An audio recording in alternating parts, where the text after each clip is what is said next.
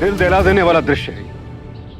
मौत के बाद दफनाए जाने के तो कई दृश्य देखे होंगे आपने, लेकिन लगभग 1 महीने का एक जिंदा बच्चा जो ना तो कुछ बोल सकता है, ना मदद के लिए किसी को पुकार सकता है, उसे यूं दफनाए जाने का यह दृश्य किसी के भी दिलो दिमाग को हिला देने के लिए काफी है।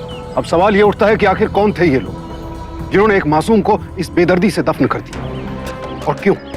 कैसे कोई एक मासूम को इस तरह से दफना सकता है? क्या इन लोगों का इस बच्चे से कोई रिश्ता था? इसके सगे संबंधी थे या कोई और? डाकिया डाक लाया, डाक लाया, डाकिया डाक।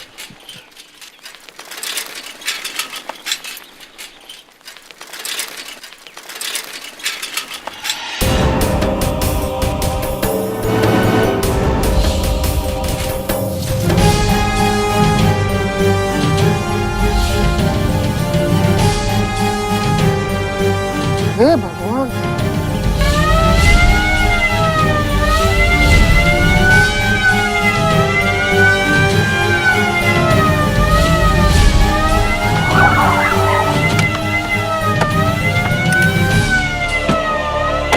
साहब इधर इधर से साहब। आप लोग हटो हटो और ध्यान से। हाँ, जल्दी जल्दी जल्दी निकालो। ये साइड साइड साइड साइड से निकालो। ये लीजिए, सांस चल रही है इसकी। मूव फास्ट, चलो। हटिए हटिए।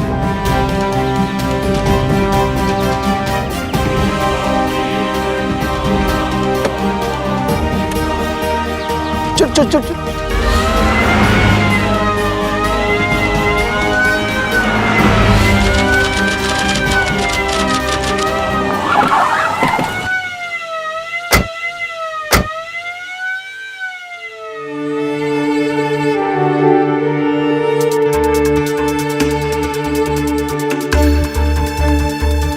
इस तरफ।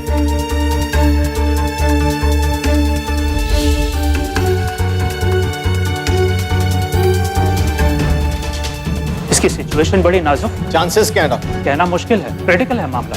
नर्स आईसीयू ले चलो। जी।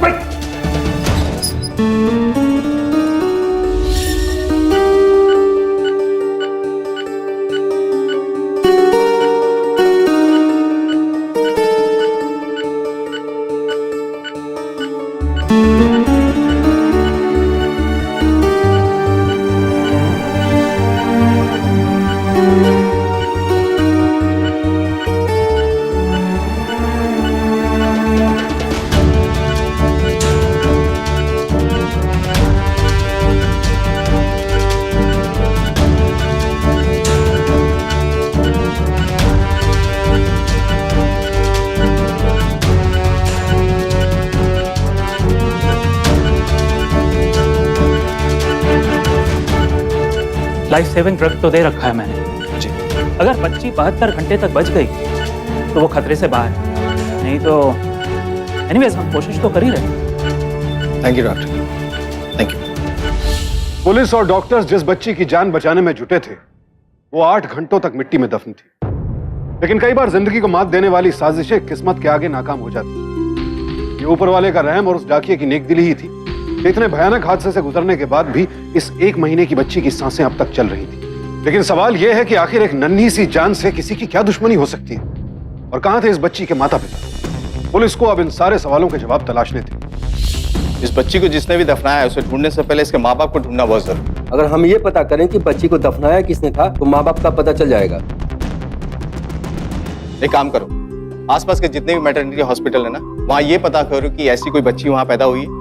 इसकी तस्वीर दिखाओ, बर्थ मार्क्स बताओ, शायद कुछ पता चले। सर, बहुत सारे लोगों की यहाँ दाइयाँ भी डिलीवरी करवा दी हैं। ठीक है, उनसे भी पता करो। देखो, बच्ची की हालत बहुत नाजुक है। इससे पहले कि उसे कुछ हो जाए उसके माँ बाप को ढूंढना ही होगा। करेक्ट? जी सर।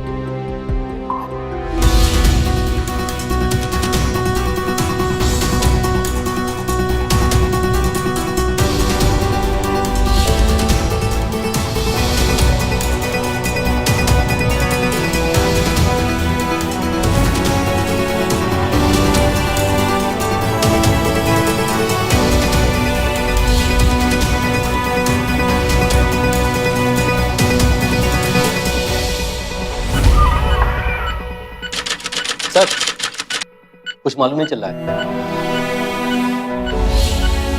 चाहे कुछ भी हो जाए, ढूंढना तो पड़ेगा इसके माँ बाप।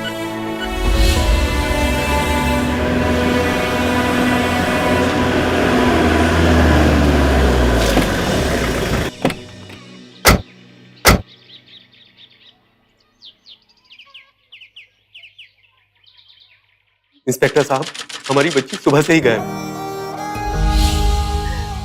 हमारी बच्ची चोरी हो गई है। कमाल। ज्यादातर लोग चाहते हैं कि बेटा, इसलिए अक्सर बेटा खोने की वारदातें सामने आती हैं। लेकिन आपकी तो बेटी खोई, इस बात का ताज्जुब होता है। बहरहाल, कहां से चोरी हुई आपकी बेटी? घर से चोरी हुई है। घर से? हाँ, बिस्तर में सो रही थी, सुबह देखा तो मेरी बच्ची बिस्तर पे नहीं थी। आस पड़ोस में पता किया? सब जगह पता कर लिया, लेकिन कहीं कुछ पता नहीं चल रहा है। कोई तस्वीर है? जी।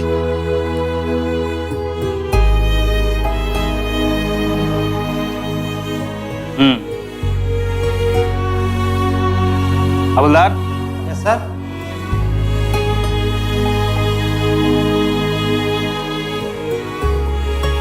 इसका प्रिंट आउट लेके आओ। Okay sir. सभी बच्चों की शक्लें लगभग एक जैसी ही होती। कोई बर्थ मार्क हो तो बताइए। हाँ, उसकी कमर की दाहिनी तरफ एक काला निशान है।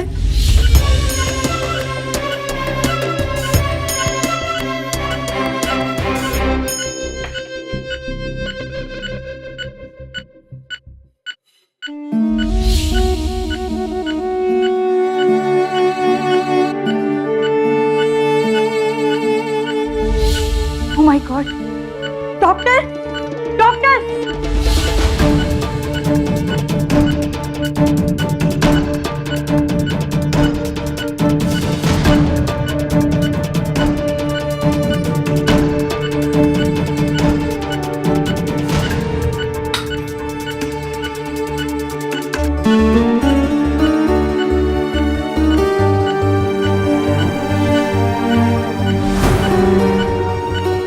Nurse, injection please.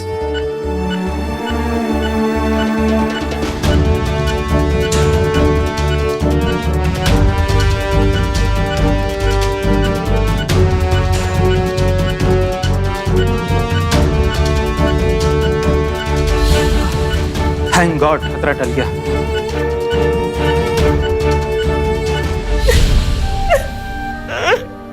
आप लोग फिलहाल घर जाइए। जैसे ही बच्ची के बारे में कुछ पता चलता है, हम आपको इन्फॉर्म करेंगे। मैं अपने बच्चे को लिए बिना यहाँ से नहीं जाऊंगी। पुष्पा, यहाँ बैठने से कुछ नहीं होगा। पुलिस को अपना काम करने दो। नहीं, मैं अपने बच्चे के बिना नहीं जाऊंगी। तुम क्या जानो मेरे दिल पे क्या बीत रही है। देखिए मैडम, प्लीज, हम आपके जज्बात समझ रहे हैं, लेकिन इस तरह से परेशान होने से कुछ नहीं होने वाला ना। पुष्पा, तुमने सुबह से कुछ खाया भी नहीं है। तो मेरी बच्ची भी तो भूखी होगी ना। मेरे गले से निवाला कैसे उतरेगा। मैं नहीं जाऊंगी अपनी बच्ची को लिए भी ना। भगवान से प्रार्थना करो वो जहां भी है ठीक हो। हम अभी आपके मोहल्ले में आने वाले हैं। मुझे लगता है ये काम किसी आसपास के ही आदमी का है। मेरी बच्ची मिल तो जाएगी ना? जरूर मिल जाएगी। अब पुष्पा चलो भी, चलो। इधर एक मासूम बच्ची जिंदगी और मौत से जूझ रही थी, उधर उसके माँ बाप बदहवास हालत में उसे ढूंढ रहे थे। पुलिस अब तक समझ नहीं पा रही थी कि आखिर इस मासूम बच्ची को किसने जिंदा दफन किया था, और इसीलिए वो उसके माँ बाप की तलाश में जुटे थे। विडंबना देखिए कि तलाश का सिलसिला दोनों तरफ जारी था, लेकिन दोनों थानों की पुलिस और माँ बाप के बीच कोई कड़ी नहीं जुड़ पा रही थी। लेकिन आखिर वक्त कब तक एक माँ की तड़प और पुलिस की तफ्तीश का इम्तिहान लेता। बच्चे की हालत बहुत ही क्रिटिकल है। जी सर। देखते हैं डॉक्टर क्या कहते हैं। सर, ये बच्चे की फोटोग्राफ्स और डिटेल्स। ये सारे डिटेल्स सब पुलिस स्टेशन में भिजवा दो इमीडिएटली। Okay sir.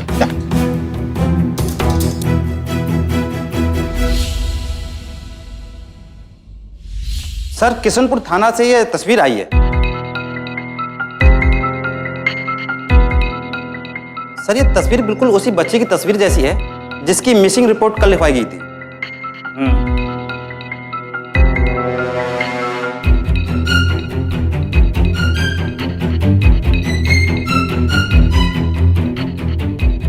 की शक्लें तो लगभग एक जैसी ही होती हैं। सर डिटेल और भी है।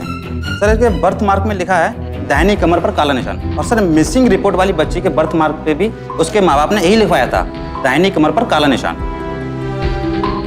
तुम एक काम करो, जी किशनपुर के थाना इंचार्ज को इन्फॉर्म करो। Okay sir.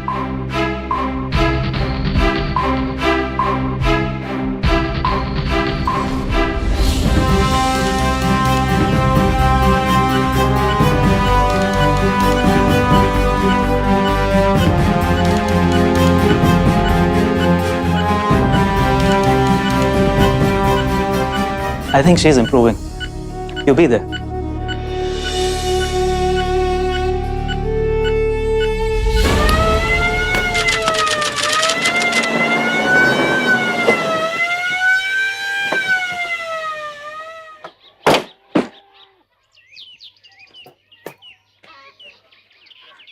रविंद्र और पुष्पा यहीं रहते हैं? जी हाँ, यही रहते हैं। क्या बात क्या है इंस्पेक्टर साहब? क्या हुआ इंस्पेक्टर साहब? रविंद्र आप? मैं ही रविंद्र हूँ, और ये मेरी पत्नी पुष्पा। कृपाल नगर पुलिस स्टेशन में आप लोगों ने अपने बच्ची की मिसिंग रिपोर्ट लिखवाई थी। हाँ, कुछ पता चला मेरी बेटी के बारे में? आप दोनों को हमारे साथ चलना पड़ेगा। आइए।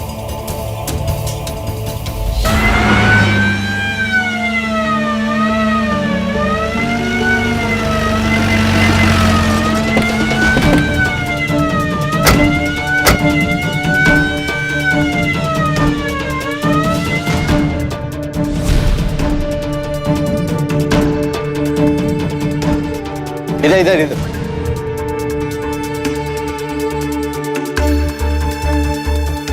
पुष्पा जी इधर, आईसीयू इधर, बच्ची इधर।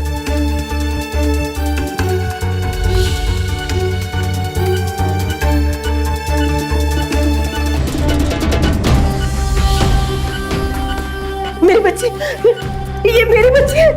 क्या हुआ इसे? पुष्पा जी ये निशानी गौर से देखिए। हरीश्वरी आप ही की बच्ची है? ये मेरी बच्ची है, मैं इसकी माँ हूँ, मैं इसे नहीं पहचानूंगी। क्या हुआ इसे? ऐसे क्यों पड़ी हुई है यहाँ? मैं छूना चाहती हूँ मेरी बच्ची को। वो क्या है इसे? बाहर चलिए, मैं बताता हूँ। आपकी बच्ची को किसी ने जिंदा दफनाने की कोशिश की थी। कल से मौत से लड़ रही है। एक दिन तो बीत चुका है, लेकिन आने वाले 48 घंटे उसके लिए बहुत क्रिटिकल है। मेरे बच्चे, मेरे बच्चे को बचा लो। मेरे बच्चे को कोई कैसे दफना सकता है? इसका कौन दुश्मन हो सकता है? मेरी बच्ची, इतनी छोटी सी बच्ची का दुश्मन कोई कैसे हो सकता है? कौन दफना सकता है उसे? वैसे इतनी छोटी सी बच्ची को कोई दफना सकता है क्या? संभालो अपने आप। तकरीबन एक पूरे दिन की जद्दोजहद के बाद पुष्पा और रविंद्र को उनकी बच्ची तो मिल गई, लेकिन वो जिस हालत में मिली उसे देखकर पुष्पा टहल गई। उन्हीं के सामने उनकी बच्ची मौत से जूझ रही थी, और माँ बाप की मजबूरी देखिए, वो कुछ नहीं कर सकते थे। बदहवास पुष्पा बस रोए जा रही थी, लेकिन इसी दौरान कोई ऐसा शख्स भी था जो लगातार इन पर नजरें गड़ाए हुए था। आखिर कौन था वो, और क्या चाहिए था उसे? बच्ची के माँ बाप, या फिर कुछ और?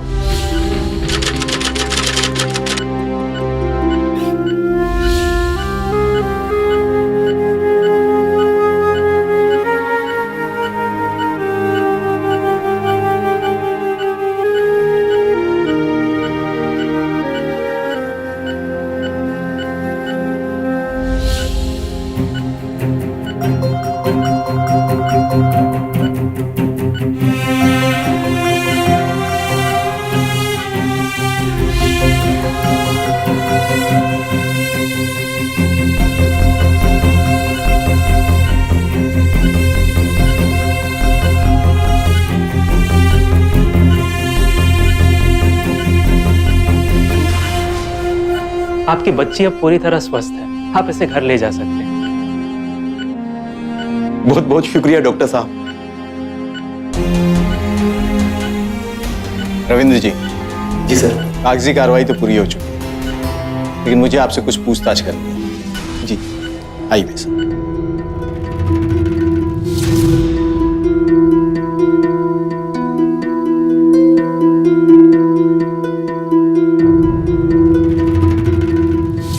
हमने तो कभी सपने में भी नहीं सोचा था कोई हमारी बच्ची को चुराकर जिंदा मिट्टी में दफन कर देगा। किसी पर शक? नहीं, कोई दुश्मनी? हमारा तो किसी के साथ कोई झगड़ा भी नहीं है। बच्ची की चोरी की खबर सुनकर तो मोहल्ले के सारे लोग दिलासा देने आए थे। इन्हीं दिलासा देने वालों में से ही किसी ने आपकी बच्ची को चुराया होगा। बहरहाल सावधान रहिएगा, ये आसपास के ही किसी व्यक्ति का काम हो सकता है। हम अपनी तफ्तीश तो कर ही रहे हैं, आप लोग चौकन्ना रहिएगा। जैसे ही कुछ पता चले मुझे फोन कीजिए। जी। ये मेरा नंबर है। और हाँ, एक बात और, जिससे भी इसे दफनाया था फिर कोशिश कर सकता है।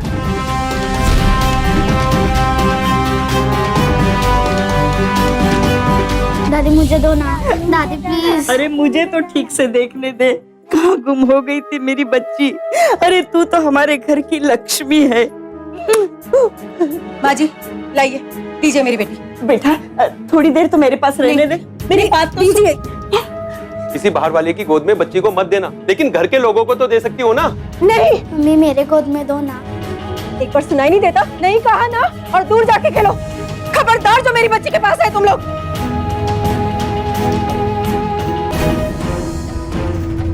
क्या हो गया?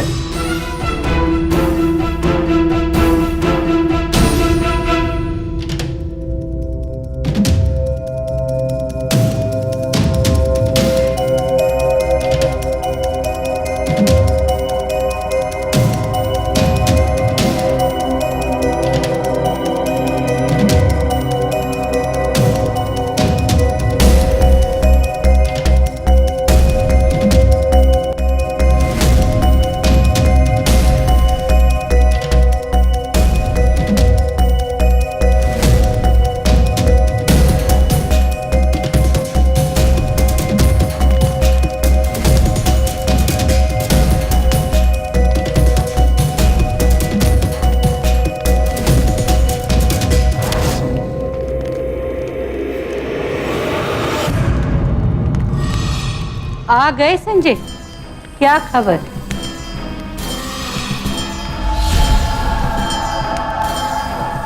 खबर अच्छी नहीं है बहन जी, बच्ची बच गई। अनर्थ हो गया, अनर्थ हो गया, अनर्थ हो गया, अनर्थ।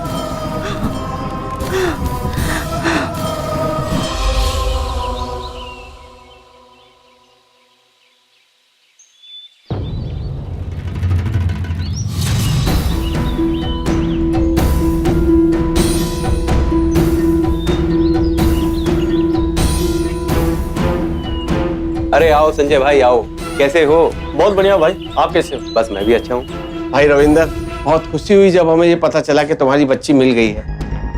मैंने तो भगवान से बहुत प्रार्थना की थी कि बच्ची मिल जाए, बच्ची मिल जाए। वैसे आजकल बच्चा चोरी करने वाले बहुत घूम रहे हैं, सतर्क रहा करो भाई। रविंदर तुम बहुत भाग्यशाली हो, वरना एक बार बच्चा खो जाए तो बड़ी मुश्किल से मिलता है। सब ऊपर वाले की कृपा है भाई। हाँ वो तो है भाई। भाई बच्ची कहाँ? अंदर है ना? अरे रविंदर भाई, अरे आप, अरे आइए आप भी आइए, आइए भाई आइए। आप सब चलिए, आइए आइए आप भी चलिए, चलिए। ये रही बच्ची, सो रही है ना? नमस्ते माता जी। लो रीचा और विजय भी आ गए। अरे आओ आओ।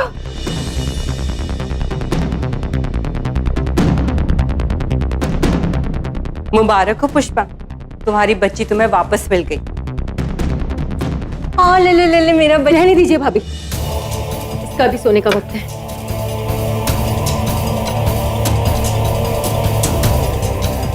अरे 2 मिनट में क्या जाता है, 1 मिनट भी नहीं। बहू ठीक है पुष्पा, जानती हूँ कि मुझे 12 साल से कोई बच्चा नहीं है, लेकिन इसका मतलब ये नहीं है कि मुझे बच्चा संभालना नहीं आता। तो जाइए ना, संभालिए दूसरों के बच्चे। मुझे मेरी बच्ची संभालनी आती है।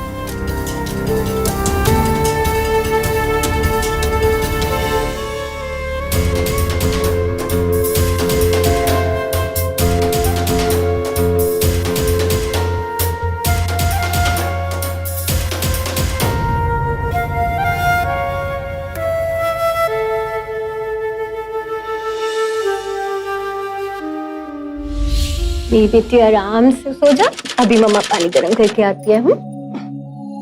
ध्यान रखना इसका, हाँ, और हाथ नहीं लगाना, किसी को लगाने भी मत देना। मैं अभी आती हूँ। ओके मम्मा। मछली जल की रानी है, जीवन उसका पानी है। मछली जल की रानी है। कल के लिए माफी चाहता हूँ यार, और भाभी जी को भी समझाना कि पुष्पा बहुत डर गई है, इसलिए ऐसी हरकत कर बैठी, वरना दिल की बहुत अच्छी है वो। मैं समझ सकता हूँ दोस्त, वैसे इसमें माफी मांगने वाली ऐसी कोई बात है नहीं। वैसे एक बात है, तुम्हारी बच्ची है बड़ी भागो वाली, वरना ऐसी स्थिति से जिंदा वापस आना संभव नहीं है। सचमुच यार, वे लोग कितने निर्दयी होंगे जिन्होंने हमारी बच्ची को जिंदा दफनाने की कोशिश की। जरूर उनको कोई बच्चा नहीं हुआ होगा, इसलिए उन्होंने हमारी बच्ची को जिंदा दफनाने की कोशिश की। अरे यार, मैं तुम्हारे बारे में बात नहीं कर रहा हूं, तुम तो मेरे दोस्त हो। बेटा मम्मी कहाँ है? वो मुन्नी के लिए पानी गर्म करने गई है। मैं तो अपनी बेटी को गोद में लेने के लिए तरस गया। जरा चुटकी को मेरी गोद में दो। अरे मैं देता हूं ना। अरे अरे रे रे रे रे, बड़ी प्यारी बच्ची है। काश मेरी भी ऐसी बच्ची होती। भाई साहब, दीजिए मेरी बेटी, दीजिए। कहा था ना तुमसे, ध्यान रखना, किसी को हाथ नहीं लगाने देना। ध्यान नहीं रख सकती थी?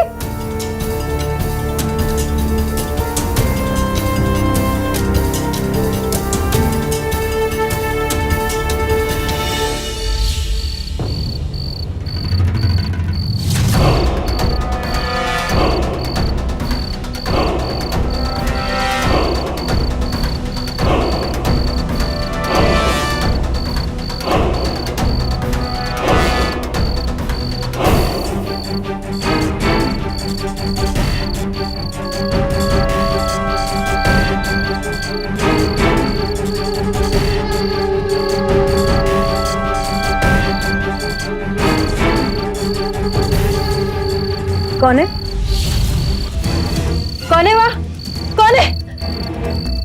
रविंदर, रविंदर उठो, रविंदर उठो। अरे क्या हुआ? वहाँ कोई है।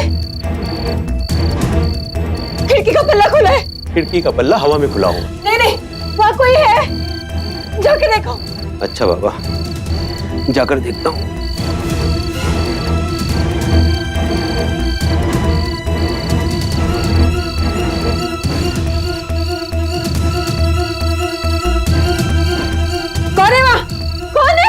कोई नहीं है भाई, मैं हूं। नहीं देखो, कोई नहीं है यहाँ, खामखा चिल्ला रही हो। देखो यहाँ पे कोई नहीं है। कौन है? कौन है यहाँ? सामने क्यों नहीं आता? कौन है? कहते हैं ना कि दूध का जला छाछ भी फूंक फूंक कर पीता है। यही हाल पुष्पा का भी था। पुष्पा डरी हुई थी उस शख्स से जिसे वो जानती भी नहीं थी, जिससे उसकी बेटी की जान को खतरा था। वो इस कदर डरी हुई थी कि ना तो आस पड़ोस के लोगों पर विश्वास कर पा रही थी और ना ही घर वालों पर। और उसका डर वाजिब भी था, क्योंकि कोई तो था जिसकी बुरी नजर उसकी बच्ची पर थी, जो संजय नाम के शख्स के जरिए अपने मकसद को अंजाम देना चाहता था। लेकिन सवाल उठता है, आखिर क्यों यह शख्स एक मासूम की जान का प्यासा बना बैठा था? इसके पीछे उसका मकसद क्या था? मुझे कुछ नहीं सुनना और कुछ नहीं समझना।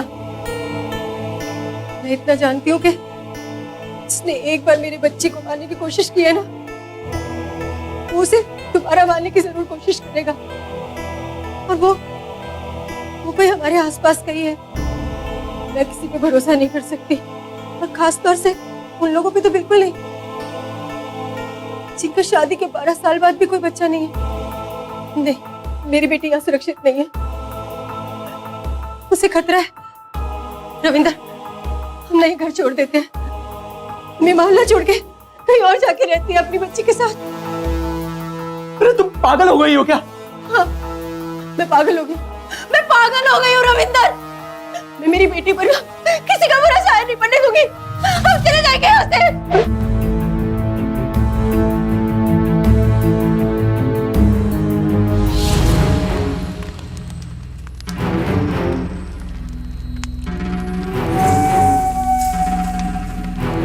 बहन जी, ये आपसे मिलने आए।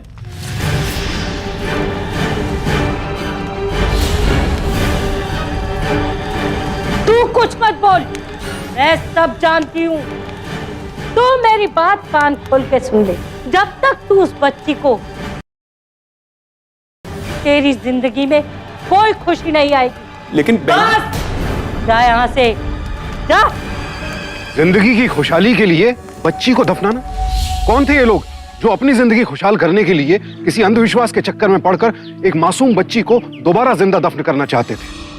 और कौन थी ये बहन जी जो लोगों को ऐसा हैवानियत भरा कदम उठाने की सलाह दे रही थी? प्यार से सो रही है मेरी मुन्नी। मेरी मुन्नी को किसी की नजर ना लगे। बस ऐसे ही ना मम्मी को तंग नहीं करना और आराम से रहना। कब तक इसे मुन्नी मुन्नी बुलाती रहोगी? इसका कोई नाम होना चाहिए। आप सोच के नाम बता दीजिए, हम रख लेंगे अपनी मुन्नी का नाम। नहीं, हम इसका नामकरण संस्कार करेंगे जिसमें हमारे नाते रिश्तेदार और दोस्त वगैरह सब आएंगे। नामकरण संस्कार? उसमें तो बहुत सारे लोग आएंगे। नहीं, ये सब मेरी बेटी के लिए ठीक नहीं है।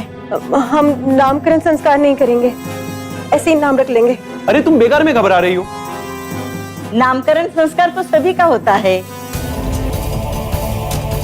तो ठीक है, हम अपनी बेटी का नामकरण संस्कार ना मेरे मायके में जाके करेंगे।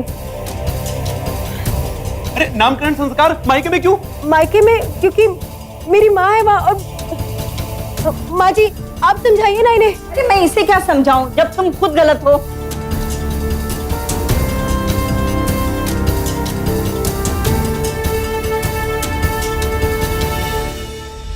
ये मेरा है, मेरा है। अरे बेटा झगड़ो मत। चलो चलो चलो, जल्दी जल्दी गाड़ी में बैठो। चलो आराम से।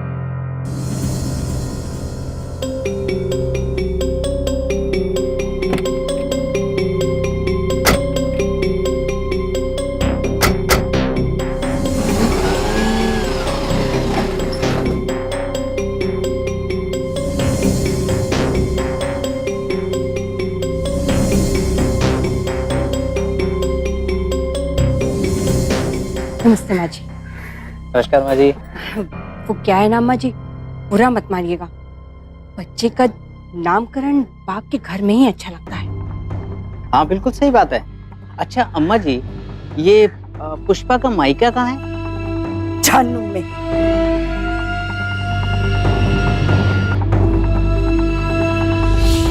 मौसम, जिस बच्ची को मौत के मुंह से बाहर निकाला गया था और जिसके सर पर अब भी मौत का साया मंडरा रहा था, उसका नाम मौसम रखा गया। पुष्पा के मायके में हुए नामकरण संस्कार का ये वो वक्त था जब पुष्पा पूरी तरह से निश्चिंत थी। चिंता और फिक्र की सारी लकीरें उसके चेहरे से गायब थी। लेकिन अफसोस, चैन और सुकून के ये पल बेहद छोटे थे। क्या दामाद जी, सिर्फ एक दिन के लिए आए हो? कुछ दिन और रुक जाते तो। वहां पर माँ अकेली है, मुझे जाना ही होगा। जीजा जी, दीदी को थोड़े दिनों के लिए यहाँ पे छोड़ दीजिए ना। हम छुटकी, सॉरी, मौसम के साथ में हम खूब खेलेंगे। चुप कर, मैं बात कर रही हूँ ना। दामाद जी, पुष्पा को तो यहाँ छोड़ दीजिए कुछ दिन के लिए। कुछ दिन यहाँ रहेगी तो उसे अच्छा लगेगा। पिछले दिनों उसके साथ जो भी कुछ हुआ है वो अच्छा नहीं हुआ है। पुष्पा, जब तुम्हें आना होगा तो मुझे फोन कर देना। मैं तुम लोगों को लेने आ जाऊंगा। थैंक यू जीजा जी। और हाँ, बच्ची का ख्याल रखना, मेरा प्यारा बेटा। चलो बाय। बाय बाय बेटा। माँ, अब थोड़े दिन ना आपके पास चैन की नींद सोऊंगी। मेरी बेटी, यहाँ ना मेरी बेटी को कोई खतरा नहीं है।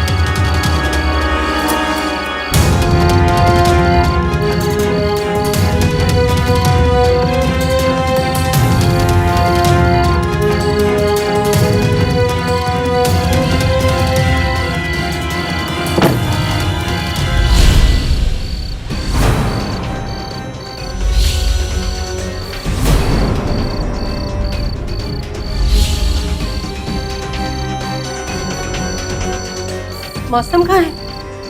चल तू अंदर, मैं सब कुछ बताती हूँ। माँ मेरी बच्ची कहाँ है? ये अंदर चल, सब कुछ बताती हूँ मैं। मेरी बच्ची। अरे सुन मौसम, मौसम, मौसम, कहाँ है मेरी बच्ची? पुष्पा अंदर चल, सब कुछ बताती हूँ। अरे माँ होगी दुश्मन, कहाँ है मेरी बच्ची? ने जो भी किया है तेरी भलाई के लिए किया है बेटा। भलाई कहते हैं इसे? मेरी बेटी को मौत के हवाले कर दिया और मेरी भलाई की बात कर रहे हो? दीदी क्या हुआ? सुन पुष्पा,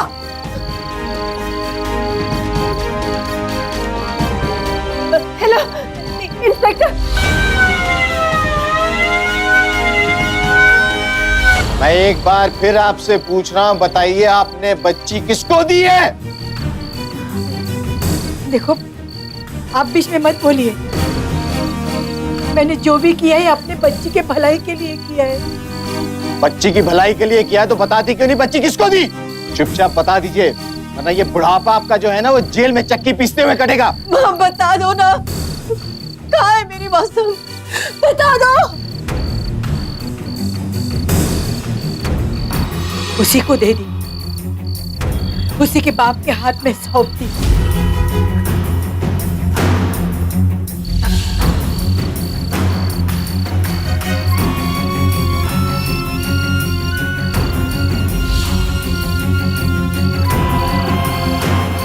रविंदर, अपनी बेटी को अपने कलेजे से सटाकर रखने वाली पुष्पा गैरों से उसकी हिफाजत कर रही थी, इस बात से बेखबर कि खुद उसके अपने ही उसकी ममता का गला घोटना चाहते थे। पुष्पा की मां और रविंद्र दोनों इस साजिश में शामिल थे। लेकिन क्यों?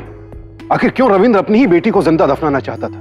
और क्यों पुष्पा की मां इस हैवानियत में रविंद्र का साथ दे रही थी?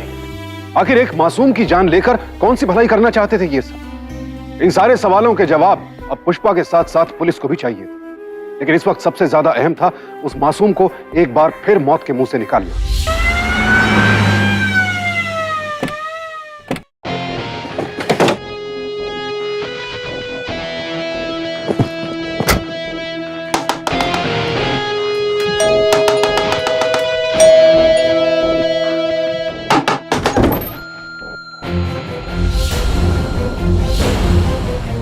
क्या बात है पुष्पा? रविंद्र कहाँ है? पुष्पा वो तो किसी काम से बाहर गया हुआ है। देखिए हमें पता है आप झूठ बोल रही हैं, हमारे पास समय बहुत कम है, बताइए आपका बेटा कहाँ है? मैं सच कह रही हूँ, मुझे कुछ नहीं पता। माँ जी मैं आपके हाथ जोड़ती हूँ, मेरी बेटी कहाँ है? रविंद्र क्या करने वाला है उसके साथ, बता दीजिए ना, कहाँ है मेरी बेटी? अम्मा जी आपसे बहुत प्यार से पूछ रहे हैं, बताइए आपका बेटा कहाँ है? अगर उस मासूम बच्ची के साथ कुछ भी हुआ, कुछ भी उल्टा सीधा आप दोनों ने किया, तो ये समझ लीजिए कि आप दोनों बहुत बुरी तरह से फंसेंगे। बता दीजिए ना कहाँ है?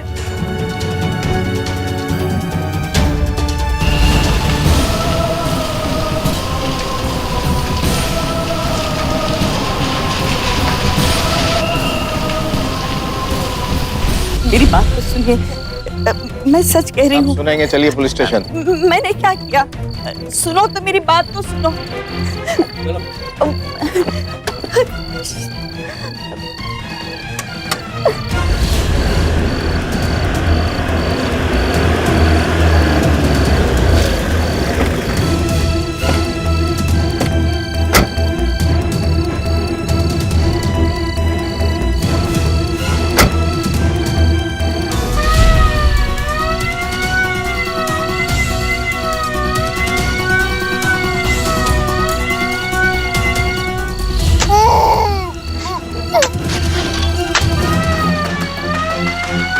रोकिए, ये वाली गाड़ी।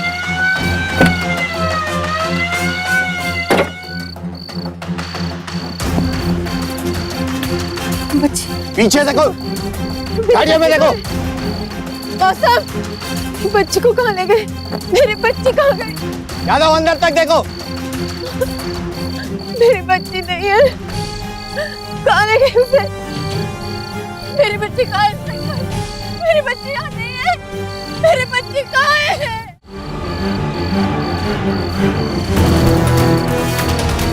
कहाँ है मेरी बच्ची? बोलो, बोलो, कहाँ है मेरी बच्ची? मैंने कहा ना, मुझे नहीं पता। बताओ, क्या किया तुमने उसके साथ? बोलो, क्या किया है? कहाँ है? बोलो, कहाँ है मेरी बच्ची मेरी बच्ची कहाँ है? बताओ रविंदर कहाँ है? बच्ची मिल गई। मेरी बच्ची मेरी बच्ची मेरी बच्ची।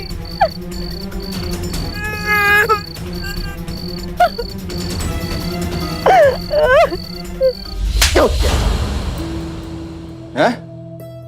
क्यों किया ऐसा? बोलो बोलो, क्यों किया इतना घिनौना काम कि जिससे इंसानियत शर्मिंदा हो जाए? क्योंकि मुझे बेटा चाहिए था। बेटा? हाँ, 2 बेटियों के बाद मुझे बेटा चाहिए था। कोई तो हो मेरे खानदान का नाम रोशन करने वाला। बहन जी ने मुझे कहा था कि अगर तीसरी बेटी को जिंदा दफना दिया जाए, मेरे घर में कभी बेटी पैदा नहीं होगी, सिर्फ बेटा पैदा होगा। लेकिन जब पहली बार बच्ची बच गई तो फिर बहन जी के पास गया। बहन जी, ये आपसे मिलने आए। तू कुछ मत बोल, मैं सब जानती हूँ। तू मेरी बात कान खोल के सुन ले। जब तक तू उस बच्ची को दोबारा नहीं दफनाएगा ना, तेरी जिंदगी में कोई खुशी नहीं आएगी। लेकिन बस जा यहाँ से, जा। ठीक है बहन जी, इस तरह से तुम बच्ची को अपने सीने से लगाकर रखती थी, उसमें बच्ची को दोबारा चुराना नामुमकिन था, इसलिए मैंने नामकरण का बहाना बनाया। लेकिन जब तुमने जिद पकड़ ली कि बच्ची का नामकरण मायके में होगा, तो मैंने और माँ ने तुम्हारी माँ से बात की। आप लोग मेरा साथ क्यों नहीं दे रहे? और उन्होंने मेरी बात मान ली।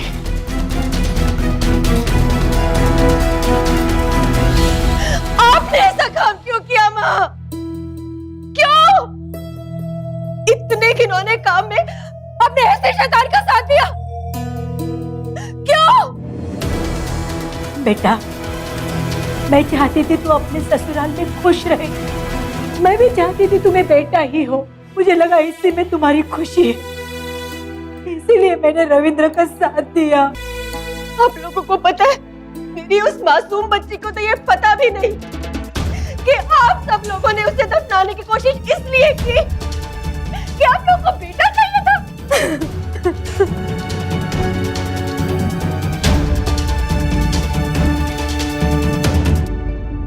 आप लोगों ने एक बार नहीं सोचा कि अगर लड़कियां पैदा नहीं होंगी तो इन लड़कों को चलेगा कौन?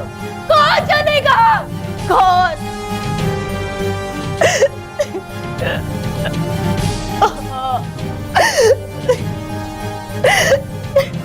अदालत ने रविंद्र, बहन जी और संजय को अटेम्प्ट टू मर्डर यानी हत्या करने की कोशिश के अपराध में आईपीसी की धारा 307 के तहत 50-50 हजार रुपए जुर्माना और 10-10 साल कैद की सजा सुनाई। साथ ही साथ रविंद्र की मां और पुष्पा की मां को हत्या की साजिश के अपराध में आईपीसी की धारा 120B के तहत 35-35 हजार रुपए जुर्माना और 7 साल कैद की सजा सुनाई। और अदालत ने यह भी स्पष्ट किया कि रविंद्र की एक सजा खत्म होने के बाद उसकी दूसरी सजा शुरू होगी, यानी रविंद्र को कुल 17 साल कैद की सजा सुनाई गई। एक अदद बेटे की चाहत आखिर इंसान को और कितना गिराएगी, अंधविश्वास और हैवानियत की किस हद तक ले जाएगी। हमारी बेटे को पाने की जुनूनी हसरत सामाजिक संतुलन की नींव को और कितना खोखला करेगी। सरकारी आंकड़े बताते हैं कि सन 2001 से 2011 के बीच हमारे देश में तकरीबन 30 लाख बच्चियों की गर्भ में ही हत्या कर दी गई। और इसी का नतीजा है कि जब 2011 की जनगणना में 6 साल तक की उम्र के बच्चों के चाइल्ड सेक्स रेशियो का आकलन किया गया, तो प्रति 1000 लड़कों के अनुपात में मात्र 914 लड़कियां थीं। यानी ये पीढ़ी जब विवाह योग्य होगी तो प्रति 1000 लड़कों में से 76 लड़कों को विवाह के लिए इस देश में तो लड़की नहीं मिलेगी। अब इस आंकड़े की गंभीरता का अंदाजा आप खुद ही लगा लीजिए। और क्यों चाहिए बेटा? फर्क क्या है दोनों? बेटा अगर घर का चिराग है तो बेटी रोशनी है, बेटा मान है तो बेटी सम्मान है, बेटा अगर गर्व है तो बेटी अभिमान है। इसीलिए अपनी सोच को बदलिए। दकियानूसी सोच के लिए पूरे समाज और पूरी इंसानियत को दांव पर मत लगाइए। बेटी का तिरस्कार प्रकृति का तिरस्कार है, पूरी सृष्टि का तिरस्कार है। और इस नुकसान की भरपाई ना तो कोई तांत्रिक किसी जादू टोने से कर सकता है और ना ही विज्ञान। इसीलिए आज सावधानी से ज्यादा संवेदनशील होने की अपील करते हुए मैं सुशांत सिंह आपसे विदा लेता हूं। फिर मुलाकात होगी ऐसी एक और सत्य घटना के साथ। देखते रहें सावधान इंडिया, इंडिया फाइट्स बैक।